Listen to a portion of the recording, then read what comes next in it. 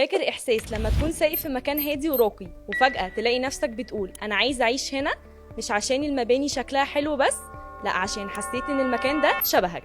احساس بالانتماء بان كل تفصيلة حواليك معمولة عشانك، الشوارع الواسعة، مسافات بين العمارات اللي بتديلك خصوصيتك. تخيل لو قلتلك ان الاحساس ده لسه موجود في مكان واحد، نقطة مركزية في قلب التجمع لكنها بتحافظ على هويتها الخاصة، مكان محاط بكل الخدمات والاحياء الحيوية اللي بتحبها لكنه في نفس الوقت معزول بهدوء وخصوصية. المكان ده هو الحي الثالث في بيت الوطن. فرصة تشوف مستقبلك وهو بيتبني قدام عينك وتختار مكانك فيه بدقة. انت مش بتشتري شقة، انت بتختار قطعة من مستقبل التجمع الخامس الراقي. ليه الحي الثالث بالذات هو الاختيار الذكي؟ لان موقعك بيقول كل حاجة عنك. اول حاجة، لما يكون بينك وبين واحد من افخم المشاريع السكنيه في مصر مجرد شارع، ده معناه ان مستوى المنطقه كلها بيترسم على نفس المستوى. لاندسكيب، شكل الحياه، انت بتستمتع بنفس فخامه الجو العام والهدوء لكن بخصوصيه وتكلفه استثمار اذكى. انت في مركز الدايره، فكر فيها كده، انت حرفيا على بعد دقايق من كل مكان مهم. صحابك في الحي الاول جنبك، محتاج خدمات من الحي الثاني خطوتين، عايز تقضي مشاويرك في مناطق حيويه زي الحي الرابع او الخامس، انت في النص بالظبط. ده معناه حياه اسهل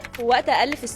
انت على بوابه المستقبل. الميزه دي بتفصل بين المستثمر العادي والمستثمر صاحب الرؤيه. موقعك في الحي الثالث مش بس بيربطك بقلب التجمع الخامس، ده بيحطك على الشريان الرئيسي اللي بيوصلك مباشره بالعاصمه الاداريه الجديده. انت بتسكن في هدوء ورقي التجمع، وفي نفس الوقت استثمارك مرتبط بشكل مباشر باكبر مشروع قومي في مصر الحديثه. قيمه عقارك مش بس بتزيد بقوه المنطقه الحاليه، دي بتنمو مع كل انجاز بيحصل في مستقبل مصر. في النهايه، قرار شراء بيتك الجديد مش مجرد حسبة فلوس ومتر مربع، ده قرار مبني على اكتر من سؤال. هل المكان ده هيديلك راحه البال اللي بتدور عليها؟ هل هتكون فخور وانت بتقول انا ساكن هنا؟ هل شايف ولادك بيكبروا في بيئه راقيه وهاديه؟ لو اجابتك يبقى انت بتدور على شقه في الحي الثالث بيت الوطن. انت بتدور على بيتك اللي مستنيك هناك.